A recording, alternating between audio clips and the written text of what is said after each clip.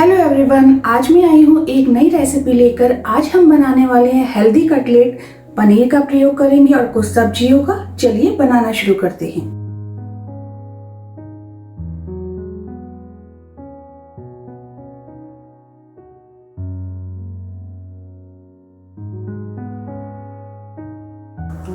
तो पनीर कटलेट बनाने के लिए सबसे पहले एक कढ़ाई में थोड़ा सा ऑयल डालेंगे।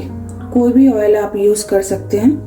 जैसे ही ऑयल गर्म हो जाए, इसमें एक छोटा प्याज कटा हुआ, मीडियम साइज का एक प्याज ले सकते हैं आप। 1/4 table spoon garlic ginger paste. इसको हमें ज़्यादा कुक नहीं करना है। 3-4 बॉल कैप्सिकम शिमला मिर्च, 1/2 बॉल कैरेट गाजर, लाल गाजर। पनीर कटलेट बनाने के लिए आप कोई भी सब्जियों का यूज़ कर सकते हैं। आप इसमें कैबेज भी डाल सकते हैं, कॉलीफ्लावर भी डाल सकते हैं, बीन्स भी डाल सकते हैं। और सब्जियों को हमें ज़्यादा कुक नहीं करना है, मैक्सिमम 2 से 3 मिनट। अब हम इसको ठंडा होने के लिए रख देंगे। यहाँ पर मैंने 2 कप ग्रेटेड पनीर लिया हुआ है इसमें, और एक मीडियम साइज के आलू को उबाल कर रखा हुआ है।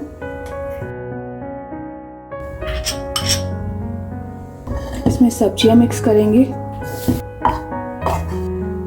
थोड़ा सा हरा धनिया बारीक बारीक कटा हुआ, 3 चम्मच चावल का आटा राइस फ्लोर, नमक स्वाद के अनुसार, लाल मिर्च पाउडर,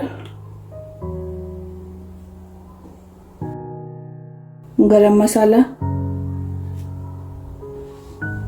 चाट मसाला, थोड़ा सा आमचूर पाउडर। इन सबको अच्छे से मिक्स कर लेंगे।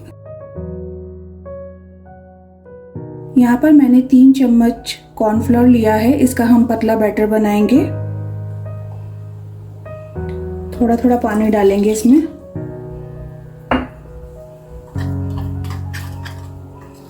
ये इस तरीके से होना चाहिए। और यहाँ पर मैंने ब्रेड क्रम्स को लिया है। मैंने इसको घर पर ही बनाया है। 4 ब्रेड को मैंने मिक्सी में अच्छे से पीस लिया था। कटलेट को हम डीप फ्राई नहीं करेंगे, शैलो फ्राई करेंगे। एक फ्राई पैन को मैंने यहाँ पर गर्म होने रख दिया है। अब इस पर हम थोड़ा सा ऑयल डालेंगे। आप कोई भी ऑयल यूज कर सकते हैं। इसको हम मीडियम गैस पर ही रखेंगे। अब इस तरीके से हम साइज आप अपने अकॉर्डिंगली रख सकते हैं, छोटा बड़ा। ये इस तरीके से बनाने के बाद में सबसे पहले हम कॉर्नफ्लोर के गोल में इसको डालेंगे। इसके ऊपर ब्रेड क्रम्स डालेंगे।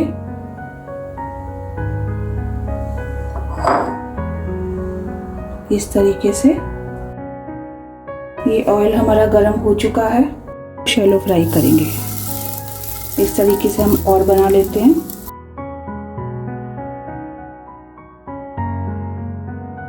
पनीर कटलेट बनाते हुए आप कोई भी सब्जियों का प्रयोग कर सकते हैं। अगर आप चाहे तो कैबेज का यूज कर सकते हैं, बीन्स का यूज कर सकते हैं। और अगर आप सब्जियां नहीं भी डालना चाहते, आप सिर्फ पनीर का प्रयोग भी कर सकते हैं।